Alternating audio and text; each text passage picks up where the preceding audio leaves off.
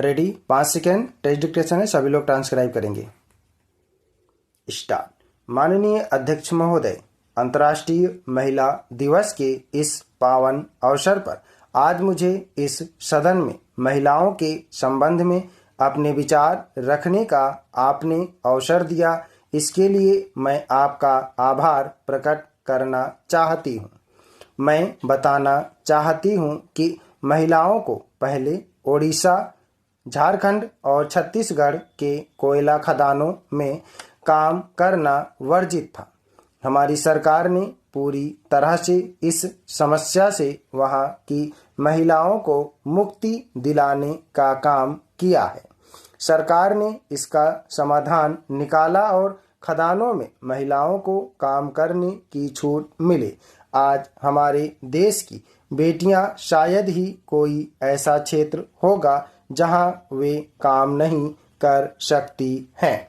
आज भारत की बेटियां लड़ाकू हवाई जहाज चलाती हैं, ट्रक चलाती हैं, बस चलाती हैं और ऐसे कई कार्य जो कल तक केवल पुरुष प्रधान माने जाते थे और जिनको केवल पुरुष ही कर सकते थे, वे सभी काम आज बेटियां कर रही हैं।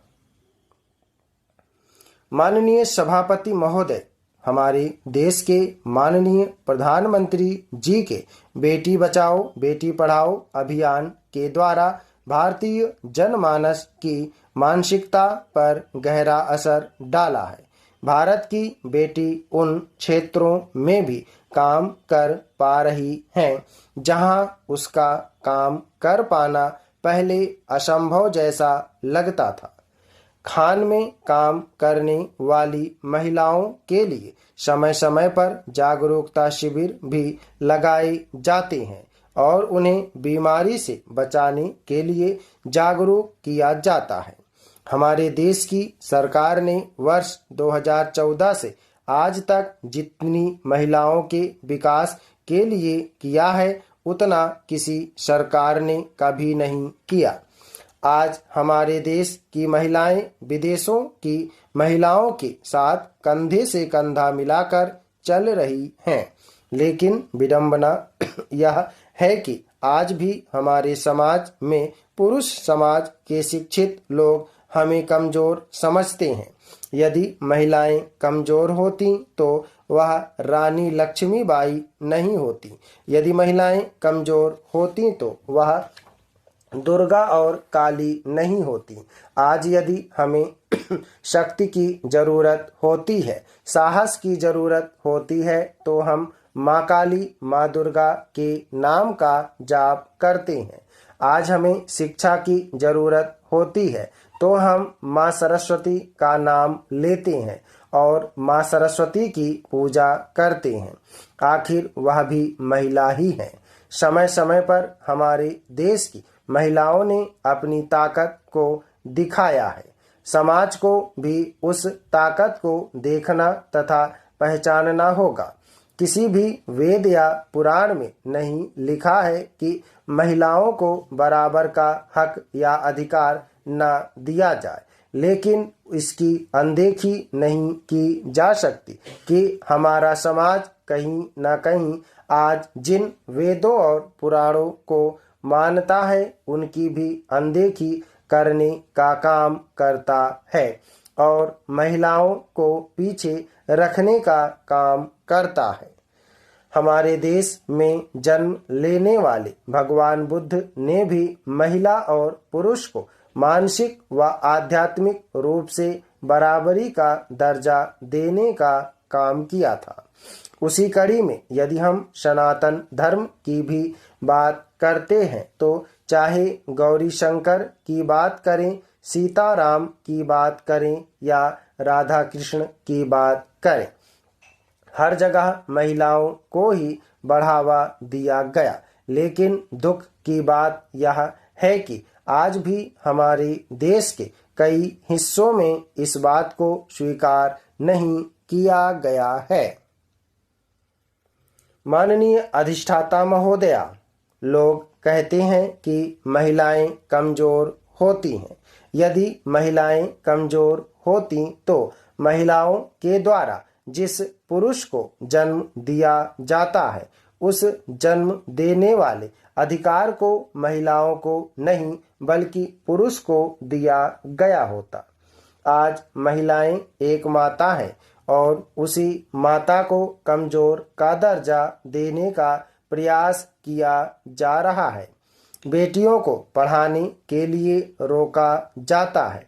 आज हमारी सरकार द्वारा चाहे उत्तर प्रदेश की बात की जाए, चाहे भारत के किसी अन्य प्रदेश की बात की जाए, हर जगह महिलाओं को आगे बढ़ाने का कार्य किया जा रहा है। हमारे देश के प्रधानमंत्री नरेंद्र मोदी जी के नेतृत्व में बेटी बचाओ बेटी पढ़ाओ या मिशन शक्ति जैसे अभियानों के माध्यम से महिलाओं व बच्चियों को आगे बढ़ाने का कार्य किया जा रहा है। यदि हम महिलाओं के मान सम्मान की बात करें तो स्वच्छ भारत अभियान के तहत इज्जत घर देने का जो काम किया गया है वह भी हमारी केंद्र सरकार ने ही किया है। इस बात को लेकर पूर्व में चाहे कितने ही दावे क्यों ना किए गए हों, लेकिन महिलाओं को वास्तविक सम्मान हमारी सरकार ने ही दिया है। ऐसी योजनाओं के माध्यम से आज हमारी सरकार महिलाओं को आगे ले जाने का काम कर रही है। आदरणीय सभापति महोदया, मैं कुछ और समय लेकर अपनी बात समाप्त करना चाहती हूँ। आज अंतर्राष्ट्रीय महिला दिवस के दिन ही हम महिला सदस्यों को इस सदन में अपनी बात रखने का अवसर प्रदान किया गया है। आज भले ही 3 घंटे के बजाय 6 घंटे चर्चा चले, लेकिन समय हम सबको मिलना चाहिए। विडंबना यह है कि आज़ादी के 70 साल हो गए हैं, लेकिन आज हम बेटियों की हालत यह है कि कहीं हम जन्म से पहले मार दिए जाते हैं तो कहीं जन्म के बाद मार दिए जाते हैं। मुझे आशा है कि आने वाले समय में हमारी सरकार महिलाओं के विकास के लिए और महत्वपूर्ण कदम उठाएगी। इन्हीं शब्दों के साथ मैं अपनी बात समाप्त करना चाहती हूँ। आदरणीय अध्यक्ष जी, मैं राष्ट्रपति जी द्वारा कहे गए शब्दों पर धन्यवाद प्रस्ताव की चर्चा में शामिल होने के लिए और राष्ट्रपति जी का धन्यवाद करने के लिए कुछ बातें प्रस्तुत करना चाहता हूँ। राष्ट्रपति जी का भाषण भारत के 130 करोड़ नागरिकों की संकल्प शक्ति का परिचायक है। कठिन और विपरीत काल में भी यह देश किस प्रकार से अपना रास्ता चुनता है, रास्ता तय करता है और रास्ते पर अपने लक्ष्यों को प्राप्त करता हुआ आगे बढ़ता है, ये सारी बातें विस्तार से राष्ट्रपति जी ने अपने अभिभाषण में कही हैं। उनका एक एक शब्द देशवासियों में एक नया विश्वास पैदा करने वाला है और हर किसी के दिल में देश के लिए कुछ करने की प्रेरणा जगाने वाला है और इसलिए हम उनका जितना आभार व्यक्त करें उतना कम है। माननीय अध्यक्ष महोदय, इस सदन में कल भी 10 घंटे से ज्यादा चर्चा हुई है।